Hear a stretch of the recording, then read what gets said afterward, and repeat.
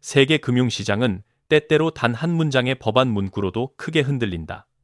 최근 이탈리아가 추진 중인 예산법 개정안이 바로 그런 사례다.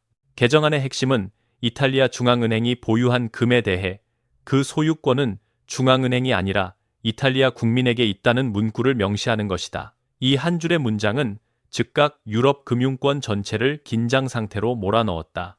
이유는 단순하다. 이탈리아는 세계 3위 규모의 금 보유국이기 때문이다. 이탈리아 중앙은행이 보유한 금은 총 2,452톤으로 미국과 독일에 이어 세 번째로 많다. 현재 금 가격 기준으로 환산하면 약 3,000억 달러, 우리 돈으로 약 425조 원에 달하는 막대한 자산이다. 그동안 이 금은 중앙은행 자산이라는 명확한 지위 아래 관리되어 왔다. 그러나 이번 법 개정 시도는 그 전제를 근본적으로 흔들고 있다. 법안은 중앙은행의 보유금을 국민의 재산으로 규정함으로써 금의 최종 소유 주체를 국가기관이 아닌 국민 전체로 재정의한다. 표면적으로만 보면 이는 국민 주권을 강화하는 상징적 조치처럼 보일 수도 있다. 하지만 금융시장과 유럽중앙은행이 이 사안에 민감하게 반응하는 이유는 따로 있다. 금의 소유권이 바뀌는 순간 그 금을 누가 어떤 목적으로 어떤 절차를 통해 활용할 수 있는지에 대한 해석이 달라질 수 있기 때문이다. 로이터 통신 등 주요 외신에 따르면 유럽중앙은행은 이 법안이 발표되자마자 즉각 경고 메시지를 내놓았다. 개정안에는 해당 조항의 목적과 활용 범위에 대한 명확한 설명이 없으며 자칫하면 중앙은행의 독립성을 훼손할 수 있다는 것이다. 중앙은행의 독립성은 유럽 통화 시스템의 핵심 원칙 중 하나다. 통화 정책과 자산 운용은 정치적 압력으로부터 분리되어야 하며 특히 금과 같은 최후의 신뢰 자산은 더욱 그렇다. 그런데 이탈리아는 현재 유럽 내에서도 가장 취약한 재정 구조를 가진 국가 중 하나다. 국내 총생산 대비 국가 부채 비율은 이미 140%를 넘어섰고 경제 성장률은 장기적으로 정체 상태에 가깝다. 여기에 최근 글로벌 금 가격이 사상 최고 수준으로 급등하면서 정치권 내부에서는 금이 이렇게 비쌀 때 일부라도 매각해 부채를 줄여야 하는 것 아니냐는 목소리가 나오기 시작했다. 공식적으로 이탈리아 정부는 중앙은행의 금을 재정 지출에 사용할 계획이 없다고 선을 긋고 있다. 현행 유럽 규정상 중앙은행의 금을 정부 재원으로 활용하는 것은 명백히 금지되어 있기 때문이다. 하지만 문제는 법적 여지다. 금이 중앙은행의 자산이 아니라 국민의 자산으로 규정될 경우 향후 정치적 상황 변화에 따라 해석이 달라질 가능성을 완전히 배제할 수 없게 된다. 바로 이 지점에서 유럽 중앙은행과 금융시장이 불안을 느끼는 것이다. 이탈리아 정부는 이번 법 개정이 중앙은행의 독립성을 침해하지 않으며 단지 금의 소유 구조를 명확히 하는 선언적 조치라고 주장한다. 그러나 유럽 금융권의 시각은 다르다. 고부채 국가가 보유한 막대한 금, 그리고 국민의 것이라는 정치적으로 매력적인 표현이 결합될 때 이는 단순한 상징을 넘어 실제 정책 수단으로 전환될 위험을 내포한다. 이탈리아의 움직임은 단지 한 국가의 내부법 개정에 그치지 않는다. 만약 세계 3위 금 보유국이 금의 지위를 재정의하고 향후 일부라도 시장에 공급하는 방향으로 움직인다면 이는 글로벌 금 시장과 유로화 신뢰, 더 나아가 외환 시장 전반에 중대한 파장을 일으킬 수 있다. 그래서 지금 이 순간 시장은 이탈리아의 다음 한 걸음을 숨죽여 지켜보고 있다. 이탈리아의 법 개정 시도가 공개되자 유럽중앙은행이 즉각 반대 의견을 낸 것은 단순한 간섭이 아니라 유로존 시스템 전체를 지탱하는 핵심 원칙이 흔들릴 수 있다는 위기감 때문이다. 유럽 통화체제에서 중앙은행의 독립성은 일종의 헌법적 기준에 가깝다. 정치권이 선거와 단기 재정 압박에 따라 중앙은행의 자산이나 정책을 좌우하기 시작하면 통화정책은 더 이상 물가 안정과 금융 안정이라는 본래 목표로 작동하기 어렵다.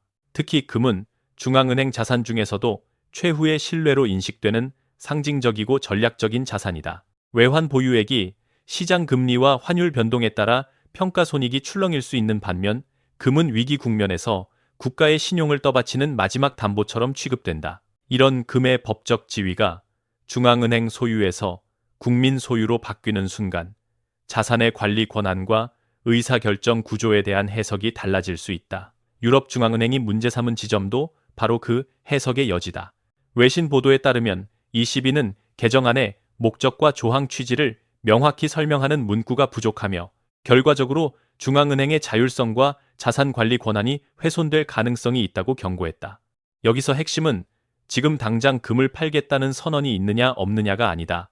시장은 언제나 의도보다 구조를 본다. 구조가 바뀌면 의도는 정권 교체나 정치 환경 변화에 따라 언제든 변할 수 있기 때문이다. 더구나 이탈리아는 구조적으로 재정 압박이 큰 국가다. 국가 채무 비율이 국내 총생산 대비 140%를 넘는 상황에서 금 가격이 급등해 중앙은행 금 보유분의 평가 가치가 높아지면 정치권 내부에서 지금이야말로 금을 활용할 때라는 유혹이 커지기 마련이다.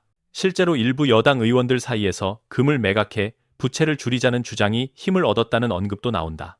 공식적으로는 유럽 규정상 중앙은행 금을 정부 지출 재원으로 쓰는 것이 금지되어 있고 이탈리아 정부도 중앙은행 독립성을 해치지 않는다는 입장을 고수하고 있다. 그러나 시장이 두려워하는 것은 합법 불법의 경계만이 아니다.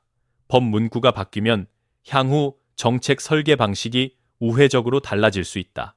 예를 들어 정부가 중앙은행의 배당이나 잉여금 처리 방식에 압력을 행사하거나 자산 운용의 가이드라인을 사실상 지시하는 형태로 개입한다면 형식적으로는 독립성을 유지하는 것처럼 보여도 실질적으로는 독립성이 약화될 수 있다. 유럽 중앙은행이 민감한 반응을 보이는 배경에는 이런 재정 지배의 그림자가 있다. 재정 지배란 정부의 부채 부담이 커질수록 통화 정책과 중앙은행 자산 운영이 재정의 필요에 종속되는 현상을 말한다.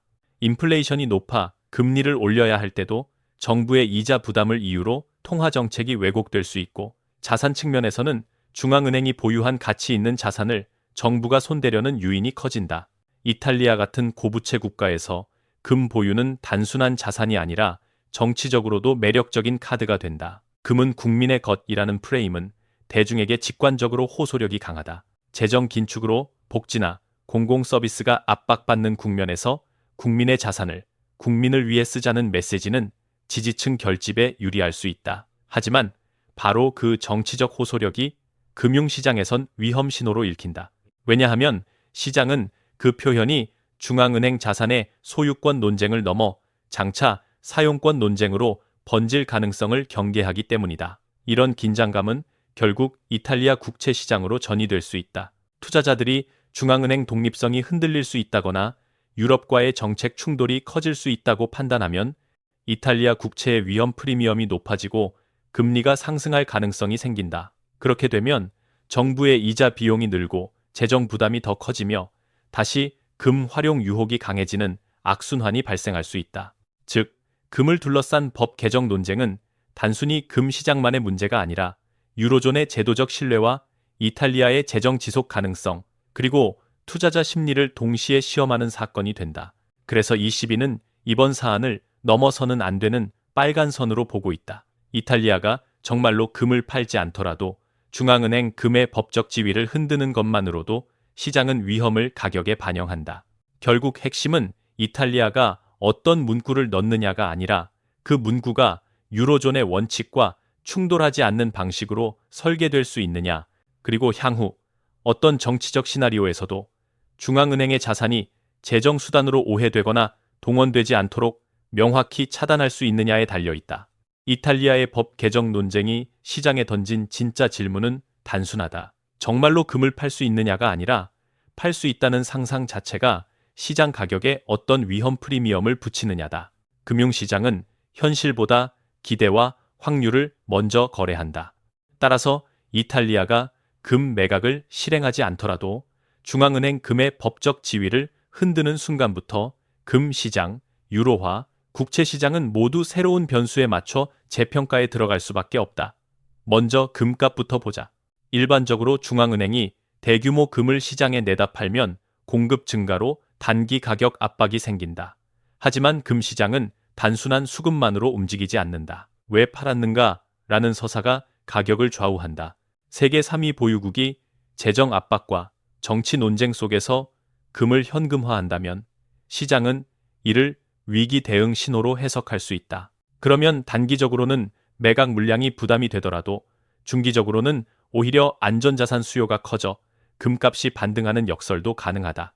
즉, 물량 충격과 심리 충격이 동시에 발생하고 어느 쪽이 더 크게 작동하느냐에 따라 금값은 단순 하락이 아니라 변동성 확대 국면으로 진입할 확률이 높다. 다음은 외환 시장이다. 이탈리아가 금을 매각해 유로화를 방어하거나 재정 불안을 완화한다는 시나리오는 표면적으로 유로화에 긍정적으로 보일 수 있다. 그러나 시장은 이를 유로존 내부의 규칙이 흔들린다는 신호로 읽을 가능성이 더 크다. 중앙은행 독립성이 논쟁이 되고 ECB와 회원국 정부가 정면 충돌하는 모습이 부각되면 이는 유로존 정책 일관성에 대한 의문을 키운다. 그 결과 유로화는 단기적으로 약세 압력을 받을 수 있고 반대로 달러나 스위스프랑 같은 전통적 피난처 통화로 자금이 이동할 수 있다. 특히 외환 시장은 신뢰에 민감하기 때문에 법안 문구의 변화가 실제 매각보다 더 빠르게 환율에 반영될 수 있다. 그리고 가장 직접적인 파장은 이탈리아 국채 시장에서 나타날 수 있다. 투자자들은 이탈리아의 금 보유를 단지 자산으로만 보지 않는다. 그것은 국가 신용의 마지막 완충 장치처럼 인식된다. 그런데 그 자산이 정치 논쟁의 한복판으로 들어오면 투자자들은 재정이 어렵고 제도적 마찰이 커지고 정책 리스크가 상승한다는 결론을 내리게 된다. 이때 나타나는 대표적 지표가 이탈리아 국채 금리 상승과 독일 국채 대비 스프레드 확대다. 금리가 오르면 정부의 이자 비용이 늘어나 재정 부담은 더 커지고 재정 부담이 커질수록 다시 금 활용 논쟁이 커지는 자기 강화 루프가 형성될 수 있다. 시장이 진짜 두려워하는 것은 이 루프가 제도적 신뢰를 갉아먹는 속도다. 더 넓게 보면 이탈리아 사례는 다른 국가들에게도 선례가 될 수 있다.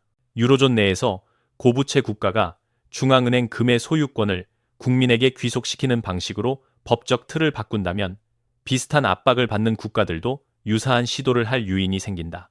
그 순간 시장은 유로존 전체를 하나의 통화 블록으로 보기보다 각국의 재정 리스크와 제도 리스크를 더 강하게 분리해 가격에 반영하기 시작한다. 이는 유로존 통합의 핵심인 공통 신뢰를 훼손할 수 있다. 따라서 ECB가 강경하게 반대하는 이유는 이탈리아 한 나라의 금이 아니라 규칙이 흔들리는 순간 이 가져올 연쇄 반응 때문이다.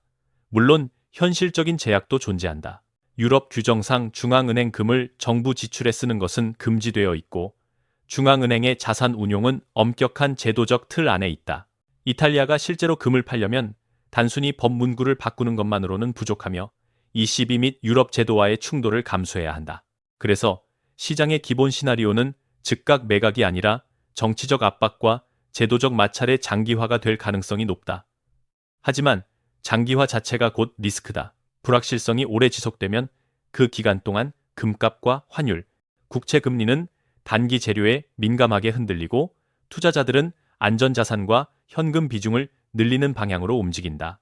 결과적으로 이 사안은 금이 얼마나 오르내리느냐의 문제가 아니라 유럽의 제도 신뢰가 얼마나 흔들리느냐의 문제로 확장된다. 결론적으로 이탈리아의 법 개정은 금을 둘러싼 소유권 선언이 아니라 유로존의 원칙과 시장 신뢰를 시험하는 사건이다. 금 매각이 실제로 일어나지 않더라도 그 가능성이 정치적 언어로 공론화되는 순간부터 시장은 이미 가격을 바꾸기 시작한다. 지금 시장이 원하는 것은 강한 구호가 아니라 해석의 여지를 제거한 명확한 경계선이며 그 경계선이 확인되기 전까지 변동성은 사라지지 않는다.